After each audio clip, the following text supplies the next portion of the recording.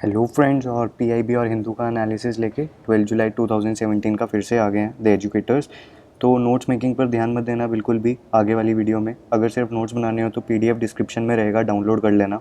सिर्फ सुनने में ध्यान देना। और अपनी सीरीज़ चल रही है कल्चर की, आर्ट एंड कल्चर की, प्लेलिस्ट में से अगर उसको देखना चाहो तो देख सकते हो। तो सबसे पहले पॉलिटी के जो इश्यूज़ हैं उनको डिस्कस कर लेते हैं। तो आप जैसे कल हम न्यूज़ में जानते हैं कि अमरनाथ पर अटैक हुआ है, तो अब काफ़ी सारी बातें होंगी।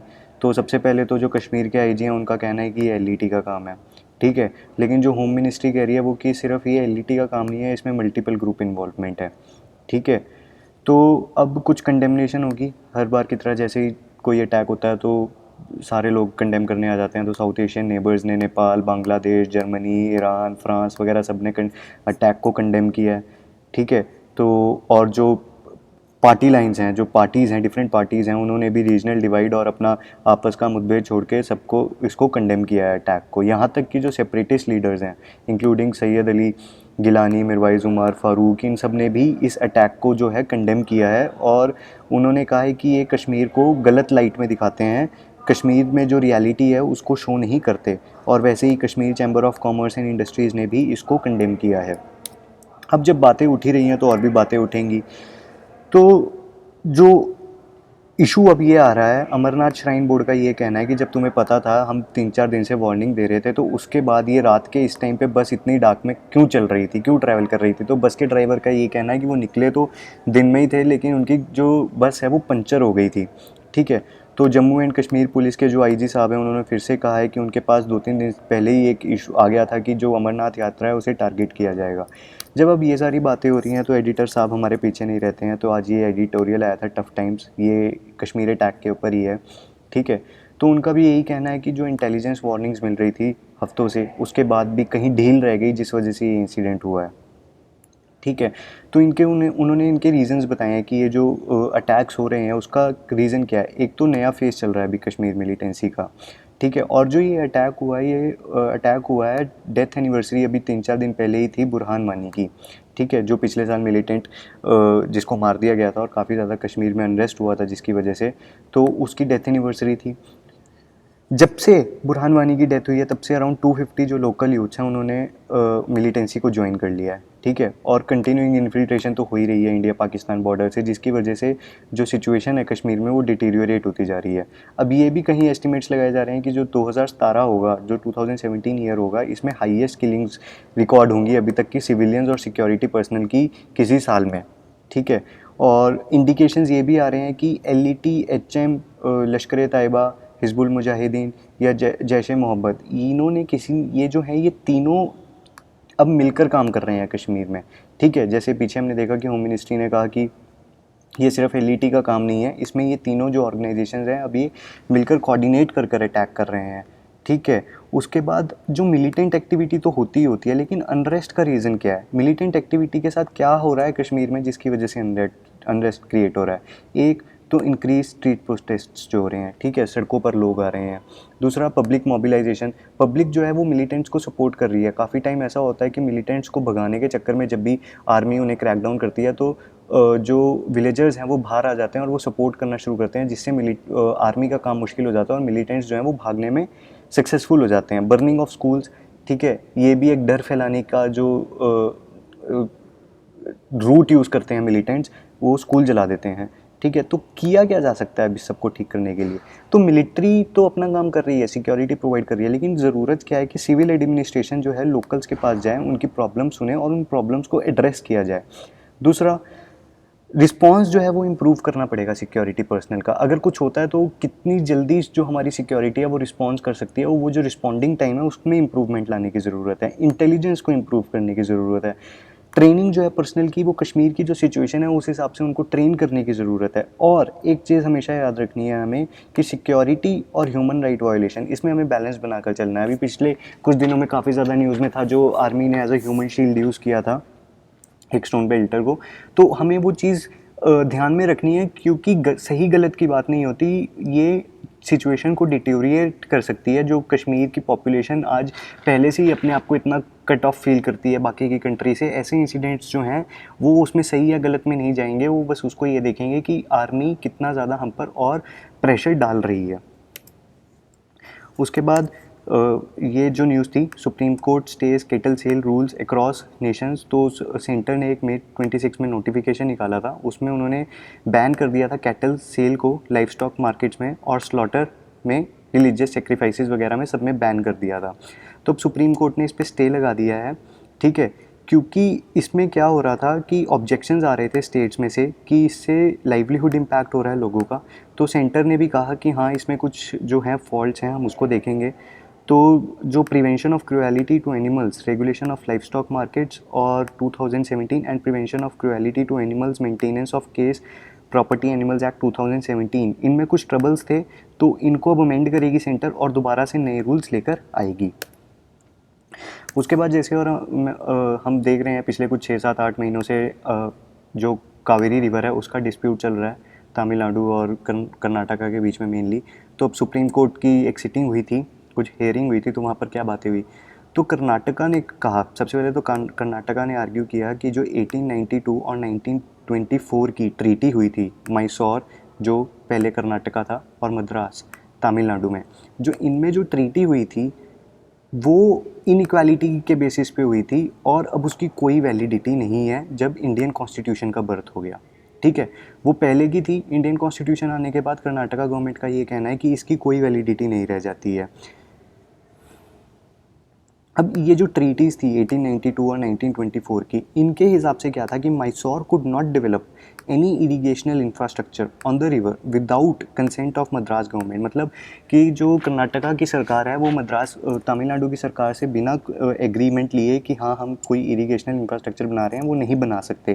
तमिलनाडु का ये कहना है। अब इसमें तमिलनाडु क्या कहता है, तमिलनाडु ये कहता है कि जो 1892 का एग्रीमेंट हुआ था ये म्यूचुअल कंसिडरेशन के हिसाब से हुआ था, और अब जो मद्रास जो कर्नाटका कह रहा है वो चीज़ ठीक नहीं है, क्योंकि जो तमिलनाडु है, वो तमिलनाडु स्टेट है, वो कावेरी के पानी पर ही डिपेंडेंट है, ठीक है। अब कुछ बातें ये भी हुई हैं कि ये जो सुप्रीम कोर्ट की, वैसे अगर हम देखें कॉन्स्टिट्यूशनल प्रोविजंस और जो हमारा inter state water dispute act है 1956 का और आर्टिकल 262 है इंडियन कॉन्स्टिट्यूशन का, उसके हिसाब से सुप्रीम कोर्ट जो है वो जो वाटर डिस्प्यूट्स हैं, रिवर डिस्प्यूट्स हैं, वो नहीं सुन सकता। और ट्रिब्यूनल के डिसीजन, जो ट्रिब्यूनल कावेरी ट्रिब्यूनल ने जो डिसीजन दिया है उसके ऊपर वो अब सुप्रीम कोर्ट की कोई रूलिंग नहीं है, लेकिन सुप्रीम कोर्ट ने फिर भी सेंटर को कहा कि नहीं, हम इसको देखेंगे। इसके लिए जो सुप्रीम कोर्ट ने कहा कि हम आर्टिकल 136 है जो कॉन्स्टिट्यूशनल राइट है, उसके हिसाब से हम कंटिन्यू कर सकते हैं और हम देख सकते हैं जो ये इशू है। उसके बाद अभी कुछ टाइम पहले अब जो कर्नाटका हाई कोर्ट है उन्होंने ये कहा था कि हम जो मद्रास हाई कोर्ट है, मद्रास जो तमिलनाडु गवर्नमेंट है, उन्होंने कहा था कि हम जो यूजी मेडिकल सीट्स हैं उनमें 85% जो है रिजर्वेशन देंगे स्टेट बोर्ड से जिन्होंने अपना 12th किया होगा। लेकिन इस पे मद्रास हाई कोर्ट ने अब जो है प्रतिबंध लगा दिया है। उनका ये कहना है कि आप ऐसा नहीं कर सकते। ये एक अपील किया था सीबीएसई स्टूडेंट ने कि ये हमारा राइट वायलेट हो रहा है, अगर आप एकदम से 85% किसी को रिजर्वेशन दे दोगे तो हम कहाँ जाएंगे। उसके बाद था SC shows state a way out of liquor ban. अब सरकार ने, जो सुप्रीम कोर्ट है, इन्होंने, सरकार ने नहीं, सुप्रीम कोर्ट ने बैन कर दिया था कि आप कोई भी लिकर सेल नहीं कर सकते 500 मीटर्स में स्टेट और नेशनल हाईवे पे। तो काफ़ी ज़्यादा प्राइवेट बार्स और होटल्स ने इसके लिए कोर्ट में अपील किया था कि इससे तो हमारा बिज़नेस ठप पड़ जाएगा और काफ़ी ज़्यादा अनएम्प्लॉयमेंट भी क्रिएट हो सकती है। तो सुप्रीम कोर्ट ने अब उन्हें एक जुगाड़ डालने को बोला। जैसे कि आप जानते हैं कि इंडिया में हर चीज़ का जुगाड़ है। तो सुप्रीम कोर्ट ने बोला कि देखो भैया, हम अपना ये वाला फंडा तो चेंज नहीं करेंगे, ये तो ठीक ही रहेगा। आप ऐसा करो, हमने ये कहा है ना कि स्टेट और नेशनल हाईवे इसके 500 मीटर में नहीं होना चाहिए, तो आप डी नोटिफाई कर दो किसी हाईवे को, ठीक है, जो आपकी सिटी लिमिट्स में हो और जो आपकी मेजर डिस्ट्रिक्ट रोड्स हों उनको डी नोटिफाई कर दो एज अ स्टेट हाईवे। आप उनको कह दो कि वो स्टेट हाईवे से डी नोटिफाई करके अपना नॉर्मल रोड्स में ले आओ, ठीक है। तो ये मेजर डिस्ट्रिक्ट रोड्स में ले आओ। ये चंडीगढ़ एडमिनिस्ट्रेशन ने अभी किया था, ठीक है। तो और इस पे सुप्रीम कोर्ट ने कोई ऑब्जेक्शन नहीं उठाया। सुप्रीम कोर्ट ने कहा कि आप ऐसा कर सकते हो, आप अपने स्टेट हाईवेज़ को डी नोटिफाई कर दो और उनको डिस्ट्रिक्ट रोड्स की कैटेगरी में ले आओ, तो फिर कोई प्रॉब्लम नहीं है। लेकिन ये जो 500 वाली लिमिटेशन है ये अभी भी रहेगी। ये कुछ फैक्ट्स थे। अब minimum qualification for cooperative society polls, Rajasthan पहली स्टेट बनी है जिन्होंने मिनिमम क्वालिफिकेशन सेट कर दिया कोऑपरेटिव सोसाइटी इसमें इलेक्शंस के लिए। कोऑपरेटिव सोसाइटीज़, जब मैं पॉलिटी वाला कोर्स शुरू करूँगा अभी कुछ टाइम में, तो हम कोऑपरेटिव सोसाइटीज़ को डिटेल में पढ़ेंगे, ठीक है। एक दूसरी जो फैक्चुअल न्यूज़ थी आज, अब जैसे हमें पता है कि इंडिया जो है under 17 FIFA world cup organise करेगा अक्टूबर 2017 में। तो एक ऊर्जा एक टूर्नामेंट है जो CAPF under 19 football talent Hunt tournament है, इसको ऑर्गेनाइज़ किया है CAPF के BSF, SSB, ITBP, CRPF, CISF, Assam rifle ने under the aegis of all India police sports control board, ठीक है। तो सब देखने के लिए, टूर्नामेंट की तैयारी वैयारी करने के लिए, और वैसा एक छोटा मोटा टूर्नामेंट ऑर्गेनाइज कर दिया। ज़्यादा कुछ नहीं, अपने लिए बस एक फैक्चुअल सी चीज़ है। ज़्यादा क्वेश्चन में क्या पूछ ली जाएगी, ऊर्जा क्या है, ठीक है, किसने ऑर्गेनाइज़ किया है, किसके अंडर ऑर्गेनाइज हुआ है। तो अपने लिए फैक्चुअल है, मेंस में कुछ यूज़ नहीं है, प्री में बस इतना पता होना चाहिए कि ऊर्जा क्या है। अभी ये एक आर्टिकल आया था, अपने लिए बिल्कुल ज़ीरो वैल्यू का आर्टिकल है। इसमें बस ये बात हुई है कि जो इंडियन पॉलिसी, फॉरेन पॉलिसी अब आ रही है, वो हिंदुत्व के अंडर चल रही है, ठीक है। संघ परिवार जो है वो सैफरन एजेंडा अपना फॉलो कर रहा है। मोदी जी जो जाते हैं वो गिफ्ट जो देते हैं वो भगवत गीता वगैरह गिफ्ट कर देते हैं कहीं पे, तो वो सॉवरेनिटी है। उन्होंने फिर डिस्कस किया कि जो रेफ्यूजी पॉलिसी फॉलो हो रही है, जो सरकार ने कहा था कि पाकिस्तान, अफ़गानिस्तान, बांग्लादेश जैसी कंट्रीज़ में जहाँ पर माइनॉरिटीज़ की प्रोसिक्यूशन होती है तो वो इंडिया में आ सकते हैं और उन्हें सिटीज़नशिप दे दी जाएगी। तो ये सब बातें इन्होंने कही हैं, ये सब अपन आंसर में कहीं यूज़ कर नहीं सकते हैं, क्योंकि ये किसी के थॉट्स हैं और इन थॉट्स को हम सरकारी काम में यूज़ नहीं कर सकते, और ना ही इनकी इतनी ज़्यादा वैलिडिटी है, तो अपने लिए बिल्कुल काम का नहीं है, मत पढ़ना इसे। उसके बाद आज एक आर्टिकल जो मुझे काफ़ी अच्छा लगा वो ये था, गेटिंग GST राइट। तो ये जो इशू चल रहा है वो ये है कि जो सैनिटरी नैपकिन्स होते हैं, जो वुमेन अपना पीरियड्स के टाइम पे जो यूज़ करते हैं, उन पे GST लगा दिया गया है 12%, ठीक है। तो अब इसमें कुछ इशू चल रहा है। तो जो मैम ने इसको रिलेट किया है वुमेन एम्पावरमेंट से। तो सबसे पहले तो मैम ने हमें एक एग्जांपल, एक केस लेकर बताया है जिसमें एक लड़की की कुछ दिनों पहले डेथ हो गई थी because of the infection she cot, जो उन्होंने रैग क्लॉथ यूज़ किया था ड्यूरिंग हर पीरियड्स। तो एम्पावरमेंट का जो मैम ने मीनिंग बताया वो ये कहती हैं कि एम्पावरमेंट जो है वो काम, उसका काम है हमें डैमेज से बचाना, ना कि डैमेज के बाद हमें बचाना, ठीक है। और एम्पावरमेंट अगर हमें वुमेन की करनी है तो उसमें हमें क्या सबसे ज़रूरी करना है कि हमें मिनिमाइज़ करना है और कंटेन करना है जो डिसएडवांटेजेस हैं वुमेन को। जैसे जो मेंस्ट्रुएशन की जो एक डिसएडवांटेज है वुमेन को, हमें उसको मिनिमाइज़ करना है। और अगर हम उसको कैसे मिनिमाइज़ करेंगे, अगर हम जो सैनिटरी नैपकिन है, जो एक रिक्वायरमेंट, जो बेसिक रिक्वायरमेंट है वुमेन की, अगर हम उसको इतना ज़्यादा टैक्स करेंगे, 12% ऑफ रेट पे अगर हम इस पर GST लगाएंगे, तो वो कैसे हम उसको मिनिमाइज़ करेंगे, ठीक है। तो अब मैम ने ये कहा कि गर्ल्स जो हैं उनका मेजर रीज़न ड्रॉप आउट का ये है क्योंकि मेंस्ट्रुएशन के टाइम पे और स्कूल्स में रेस्ट रूम्स होते नहीं हैं। दूसरा, क्लॉथ बेस्ड प्रोडक्ट्स यूज़ होता है इंडिया में, सैनिटरी नैपकिन्स नहीं यूज़ होते। 70% वुमेन का ये कहना है कि वो अफोर्ड नहीं कर सकते सैनिटरी पैड्स। अगर आप कभी मार्केट में सैनिटरी पैड्स लेने जाएँ तो आपको पता चलेगा कि जो एक सैनिटरी पैड की कॉस्ट पड़ती है वो 9 to 10 रुपीज़ की पड़ती है। तो गरीब आदमी कहाँ इसको अफोर्ड कर पाएगा। स्कूल्स में फ्री डिस्ट्रीब्यूशन होती है लेकिन इससे प्रॉब्लम सॉल्व नहीं हो सकती, क्योंकि हर कोई स्कूल में नहीं है, एक एज लिमिट के बाद स्कूल में नहीं होता है। और जो मेंस्ट्रुएशन साइकिल चलती है वो अराउंड वुमेन की 44 to 45 की एज तक चलती है। तो आप स्कूल्स में सिर्फ डिस्ट्रीब्यूट करके अगर ये सोच लो कि ये पूरा हो जाएगा, तो नहीं होगा, ये आपकी गलत सोच है। दूसरा, जो नेशनल रूरल हेल्थ मिशन है उसके अंडर क्या है कि आपको सैनिटरी पैड्स प्रोवाइड करने हैं, लेकिन वो लास्ट माइल डिलीवरी नहीं प्रोवाइड कर पा रहा। और अगर वो लास्ट माइल डिलीवरी नहीं प्रोवाइड कर पा रहा तो उस पर खर्चा करने की बजाय आप टैक्सेस रिड्यूस कर दो, जिसकी वजह से जो प्राइवेट सेक्टर है वो और ज़्यादा इंसेंटिवाइज होंगे इसको मैन्युफैक्चर करने के लिए, और ज़्यादा प्राइवेट सेक्टर कंपनीज आएंगी इसकी मैन्युफैक्चरिंग के लिए, और वो सेल करेंगे रूरल एरियाज़ में, क्योंकि सस्ते दामों में बिकेगा और उतनी ही ज़्यादा उनकी प्रोडक्शन होगी, उतना ही ज़्यादा उनका प्रॉफिट होगा। अब मैम ने जो एंड किया है इसको बड़े ही सरकास्टिक वे में मैम ने एंड किया। मैम का कहना है कि बेंगल्स और बिंदीज, इस पर तो तुमने कोई GST नहीं लगाया, लेकिन जो सैनिटरी नैपकिन है जो एक बेसिक रिक्वायरमेंट है उस पर तुमने GST लगा दिया। मतलब बिंदी और चूड़ियों के बिना तो औरत जी सकती है, लेकिन सैनिटरी नैपकिन तो उसकी एक बेसिक रिक्वायरमेंट है, एक हेल्थ रिक्वायरमेंट है। उसके बाद एक ये जो आर्टिकल था हिंदू में, तो ये मिड डे मील स्कीम के ऊपर है इनडायरेक्टली।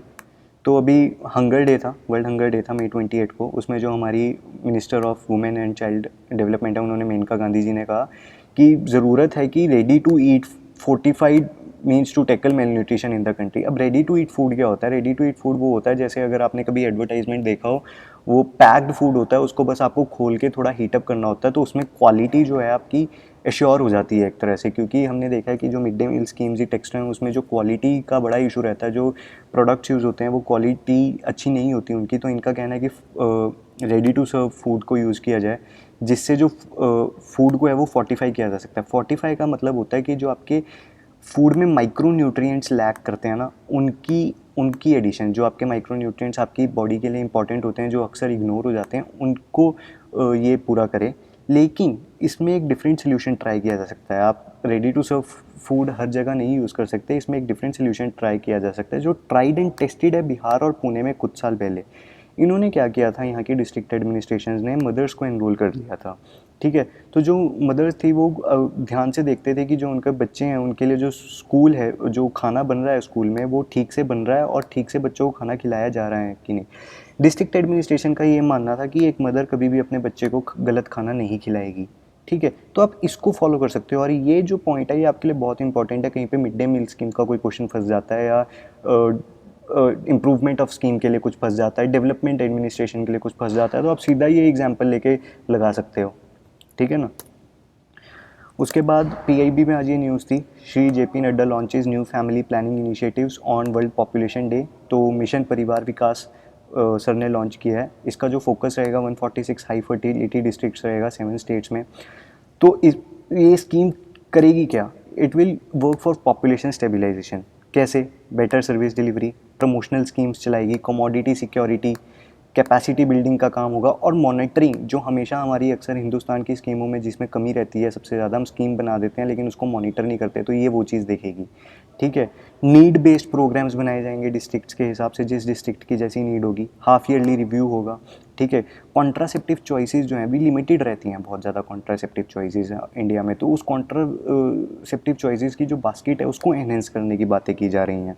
ठीक है, new injectables in public health system under Antara programme, ये सरकार का एक अंतरा प्रोग्राम है जिसमें जो सरकार है वो नई नई स्कीम्स इंट्रोड्यूस करती है फॉर फैमिली प्लानिंग और उस सब के लिए। ठीक है, एक नया सॉफ्टवेयर भी लॉन्च किया है, family planning logistic management information system. इसका क्या काम रहेगा? To provide robust information on demand and distribution of contraceptives to health facilities and ASHA to strengthen supply chain management. क्योंकि सप्लाई चेन मैनेजमेंट अभी कॉन्ट्रासेप्टिव्स में काफ़ी वीक रहती है, रूरल एरियाज़ में ठीक से पहुँच नहीं पाता है। तो ये जो family planning logistics management information system बनाया गया है, इसका काम ये रहेगा कि जो प्रॉपर्ली डिमांड देखे कि कितनी डिमांड है हेल्थ फैसिलिटीज़ में और आशा सेंटर्स पे, और उसको फिर मैनेज करे। ठीक है, एक न्यू कम्युनिकेशन कैंपेन भी लिंक किया है। इसमें क्या होगा, कंज्यूमर फ्रेंडली वेबसाइट बना दिया है फैमिली प्लानिंग के लिए, और 52 वीक रेडियो शो चलाया जाएगा जिसमें कपल्स डिस्कस करेंगे अपनी issue related to marriage and family planning, which will be aired across the country. तो ये मेनली जो है इसका काम ये रहेगा to promote and for capacity building. ठीक है, अब मिनिस्टर सर ने ये भी कहा कि continuum of care approach has been adopted. जो मिनिस्ट्री का मेन टारगेट रहेगा वो ये रहेगा, articulation of strategic approach to reproductive maternal newborn child and adolescent health. ठीक है, तो ऑल लाइफ स्टेजेस पे जो है फोकस करने के लिए वो मिनिस्ट्री का टारगेट है। अब एक 2 डे कॉन्फ्रेंस जो है क्राउड मैनेजमेंट पे केरला में आज से शुरू होने वाली है, तो बड़ा मज़ा आएगा इसको पढ़ने में पीआईबी में। अभी कुछ इसमें डिटेल नहीं आई है। तो ये जो कॉन्फ्रेंसेस होती हैं ये काफ़ी इंपॉर्टेंट रहती हैं एग्जाम पॉइंट ऑफ व्यू से, क्योंकि इसमें जो स्पीचेस होती हैं वो ज़्यादातर आपके एडमिनिस्ट्रेटर्स बनाते हैं, आपके ऑफिसर्स जो होते हैं वो बनाते हैं। तो काफ़ी ज़्यादा अच्छे अच्छे पॉइंट्स मिल जाते हैं। और वैसे भी जो क्राउड मैनेजमेंट है वो काफ़ी हॉट टॉपिक रहता है, क्योंकि इंसिडेंट्स होते रहते हैं इंडिया में। तो डिज़ास्टर मैनेजमेंट का जो आपका पार्ट रहता है पेपर 3 में, वो काफ़ी अच्छे से कवर हो सकता है, काफ़ी ज़्यादा आपको वैल्यूएबल पॉइंट्स मिल सकते हैं। तो अगले 2 दिन हम इसको देखेंगे जैसे जैसे हमारे पास न्यूज़ आएगी। साइंस में देख लेते हैं हमारे पास क्या है, sensor network to map and predict pollution effluence in Godavari. ठीक है, तो इसमें क्या होगा, इसका एम जो बेसिकली क्या है वो ये है कि detect and anticipate pollutants that enter the Godavari. ठीक है, इससे एक economical river water forecast system हम बनाना चाहते हैं। ठीक है, और जो टूल्स यूज़ होंगे वो होगा satellite monitoring, employing remote sensors to measure bacterial and chemical pollutions. दोनों बैक्टीरियल और केमिकल पोल्यूशंस को देखा जाएगा। क्लाउड बेस्ड डाटा कलेक्शन होगा और रियल टाइम मैपिंग सिस्टम्स होंगे। अबाउट गोदावरी रिवर हम देख लेते हैं। ठीक है, 1456 kilometre river, second largest after Ganga, और 60 million people live on Godavari river basin. ठीक है, तो काफ़ी इंपॉर्टेंट ये रिवर है। तो यूएस जो यूएस रिसर्चर्स हैं ठीक है, तो वो सिस्टम पे काम कर रहे हैं, mapping undulating pollution trends in Godavari. और सैटेलाइट मॉनिटरिंग होगी, traversing stretches of the river to collect water samples and using special sensors to measure bacterial and chemical pollution. जो मेन टारगेट रहेगा दोनों बैक्टीरियल और केमिकल पोल्यूशंस को देखने का रहेगा। ठीक है, तो क्या क्या देखेगा ये, टोटल डिजॉल्व सॉलिड्स कितना है, nitrate, pH, temperature, turbidity, temperature में चेंज कितना आता है, ऊपर वाली लेयर्स और नीचे वाली लेयर्स में टेम्परेचर कितना चेंज है, इलेक्ट्रिकल कंडक्टिविटी क्या है पानी की। ठीक है, ये जो सारा डाटा ये एक वेबसाइट पे डाल दिया जाएगा Thor a wireless sensing network maintain at the university of Chicago. ठीक है, उसके बाद ये जो एक्सरसाइज है ये पार्ट है आपका Bill and Melinda Gates Foundation project to support the programme of Administrative Staff College of India to provide city wide sanitation improvement in urban Andhra Pradesh. तो कुछ नहीं है, फैक्चुअल सी बातें हैं। उसके बाद आपका ये एक science express climate action special, ये एक ट्रेन चलाई जाती है, फ्लैगशिप प्रोग्राम है डीएसटी का, 2007 से ये ट्रेन चल रही है। Has become the largest longest running and most visited mobile science exhibition and has 12 entries in Limca records. सारा फैक्चुअल है, इसमें कोलैबोरेशन में क्या कौन कौन काम कर रहा है, DST, environment ministry, DBT, rail ministry, wild life institute of India, Vikram Sarabhai community space centre. तो सारा फैक्चुअल सा इसका है। उसके बाद इंटरनेशनल रिलेशन में हम देख लेते हैं हमारे पास क्या है। यूएस में अब बातें चल रही हैं कि वो टाइटन करेंगे रूल्स फॉर फॉरेन स्टूडेंट्स। ठीक है, तो फॉरेन स्टूडेंट जो रूल टाइटन होगा वो क्या होगा कि जो स्टूडेंट्स हैं, अगर कोई स्टूडेंट 3 साल के कोर्स के लिए जाता था अभी तक, तो उसको ये होता था कि उसको एक बार जो है अपना सारा वहाँ पे जो पेपर वर्क होता था वो कराना होता था, और जो वीज़ा स्टेटस होता था फिर उसका उसी हिसाब से, अगर 3 साल की डिग्री है तो 3 साल के लिए लग जाता था। अब ये क्या कह रहे हैं कि जो यूएस में अगर कोई बच्चा आता है पढ़ने और उसका अगर 3 साल का भी कॉलेज है तो उसको हर साल री अप्लाई करना पड़ेगा कंट्री में रहने के लिए। ठीक है, तो ये अभी प्रपोजल है, अंडर कंसिडरेशन, अभी तक कुछ ऐसा पास नहीं हुआ है। तो कुछ 1,66,000 हैं जो इंडिया से परस्यू करते हैं हायर एजुकेशन यूएस में। ठीक है, ज़्यादातर जो करते हैं वो साइंस में करते हैं, टेक्नोलॉजी, इंजीनियरिंग और मैथ्स कोर्सेज़ में रहता है। ठीक है, तो अभी तो ये है कि आपको एक प्रोग्राम के लिए एनरोल कर लेना पड़ता है। ठीक है, students who enter the US on F1 visa are issued an entry document with an end date that states duration of stay which is theoretically open ended. मतलब जब तक आपका कोर्स है, जब तक आपको यूनिवर्सिटी से एक सर्टिफिकेट मिल जाता है कि हाँ भैया इतना टाइम कोर्स चलेगा, तब तक आप रह सकते हैं। ठीक है, तो उस चीज़ को अब ये ख़त्म करके वो ये कह रहे हैं, जो एडमिनिस्ट्रेशन कह रही है कि हम ऐसा कुछ करेंगे कि हर साल उसको स्टूडेंट्स को रीअप्लाई करना पड़े, जिससे स्टूडेंट और यूनिवर्सिटीज़ दोनों की जो कॉस्ट है वो बढ़ जाएगी, क्योंकि उन्हें दोबारा से सारा पेपर वर्क करना पड़ेगा। तो अब ऐसा कुछ है ना यूएस का, तो आप लिख देना कि जो यूएस की टाइटनिंग पॉलिसीज़ है, तो आप ये डाटा जो है बहुत अच्छे से यूज़ कर सकते हैं। तो कुछ 6.88% लोग जो जिनको टोटल यूएस में ग्रीन कार्ड मिलता है, ठीक है, जो परमानेंट रेजिडेंशियल वो मिलता है यूनाइटेड स्टेट्स ऑफ अमेरिका में, उसमें इंडिया सेकंड नंबर पे आता है इंडियंस को जिनको ग्रीन कार्ड मिलता है, 6.88% हैं। चाइना टॉप, मैक्सिको सब का सबसे ज़्यादा है 13.99। तो आप लिख सकते हो कि इंडिया से जो लोग जाने वाले हैं वो काफ़ी ज़्यादा हैं, और अगर यूएस इस तरह की पॉलिसीज़ जो हैं वो फॉलो करेगा तो वो उसको काफ़ी नेगेटिवली इम्पैक्ट करेगा।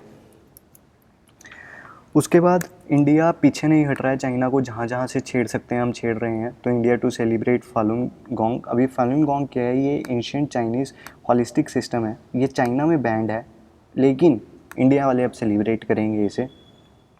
ठीक है, तो काफ़ी ज़्यादा कम्युनिटी के लोग हैं, फालुन दाफा कम्युनिटी के लोग हैं यहाँ पर, तो इसको चाइना में बैन किया गया है और काफ़ी ज़्यादा प्रोसिक्यूशन भी किया गया था इस कम्युनिटी के लोगों को, क्योंकि चाइनीज़ जो उस टाइम पे कम्युनिस्ट गवर्नमेंट थी उनका ऐसा सोचना था कि जो ये कम्युनिटी है इनका जो सिग्निफिकेंस है वो काफ़ी बढ़ता जा रहा है, और इनकी जो सोशल वैल्यूज़ थी वो भी चाइनीज़ कम्युनिस्ट गवर्नमेंट के थोड़ा अगेंस्ट थी।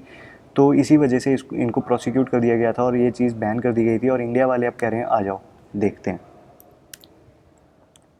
उसके बाद अपना ये था न्यूज़ में किरीबाती। अब ये न्यूज़ में क्यों था, प्रेसिडेंट ने वहाँ पे कुछ उनका कुछ इंडिपेंडेंस डे या कुछ था तो उनको बधाई दी थी, तो अपने लिए वो सब इंपॉर्टेंट नहीं है, अपने को बस हिस्ट्री देखना है, ज्योग्राफी देखना है किरीबाती का। तो सबसे पहले तो देख लेते हैं capital south Tarawa, Pacific ocean में है, ओशियानिया में। अगर आप ध्यान से देखें तो कंट्री तो आसपास कोई लगती नहीं है क्योंकि समंदर ही समंदर है। और किरीबाती के आसपास छोटे मोटे कुछ आइलैंड्स हैं, हवाइन आइलैंड ये यूएस का है, जारविस आइलैंड ये भी यूएस का है, किंगमैन रीफ ये भी यूएस का है। इसके अगर आप नॉर्थ वेस्ट की तरफ देखें तो मार्शल आइलैंड्स हैं, ठीक है, और साउथ तरावा इसकी कैपिटल है। नीचे गिलबर्ट आइलैंड्स हैं और फिनिक्स आइलैंड्स है नीचे। तो इसकी ज्योग्राफी देख लेना अच्छे से, क्योंकि ज्योग्राफी पे क्वेश्चन आ जाते हैं। जैसे जैसे कोई भी कंट्री अपनी न्यूज़ में आएगी तो मैं उसको कवर कर लूँगा, टेंशन लेना मत बिल्कुल भी। उसके बाद फिनलैंड भी न्यूज़ में था, क्योंकि वहाँ के जो प्राइम मिनिस्टर हैं उन्होंने हमारे इंडियन प्राइम मिनिस्टर को फ़ोन किया था थोड़ी सी बायलैटरल रिलेशंस पे बातचीत करने को। तो इसकी ज्योग्राफी देख लेते हैं। यूरोपियन कंट्री है, यहाँ पर स्वीडन को टच होती है, रशिया को टच होती है, और ये जो है ये नॉर्वे को भी टच होती है। तो सबसे पहले तो आपका क्वेश्चन ये बन जाता है कि किस किस के साथ बॉर्डर है, स्वीडन, नॉर्वे और रशिया। ठीक है, यहाँ पर इसका गल्फ ऑफ बॉथनिया बनता है स्वीडन और फिनलैंड के बीच में, और नीचे ये बाल्टिक सी को टच करती है। तो इसकी ज्योग्राफी अच्छे से देख लेना। ये भी याद रखना कि ये बेरेंट सी को नहीं टच करती है। कई बार सवाल फंसाने के लिए पूछ लेते हैं, क्योंकि नॉर्वे जो है वो आपका बेरेंट सी को टच करता है, लेकिन आपका फिनलैंड जो है वो बेरेंट सी को टच नहीं करेगा। इकोनॉमी में देख लेते हैं अब अपने पास क्या क्या था। तो 5 स्टेट्स और एक यूटी ने पैक्ट साइन किया है सेंटर के साथ ई मार्केट प्लेस के लिए। तो ये गवर्नमेंट ई मार्केट प्लेस है क्या? इसमें ये है कि जो भी पब्लिक प्रोक्योरमेंट होगी गुड्स और सर्विसेज की, ठीक है, जो हम सालाना कुछ 5 लाख करोड़ की जो सरकार है वो गुड्स और सर्विसेज प्रोक्योर करती है, तो उसको कहा गया है कि आप ऑनलाइन प्लेटफॉर्म बनाएं और ऑनलाइन इसे प्रोक्योर करें, जिससे ट्रांसपेरेंसी आएगी और करप्शन एलिमिनेट हो जाएगा। क्योंकि लोगों का इंटरफेस नहीं रहेगा ना, सब कुछ ऑनलाइन होगा।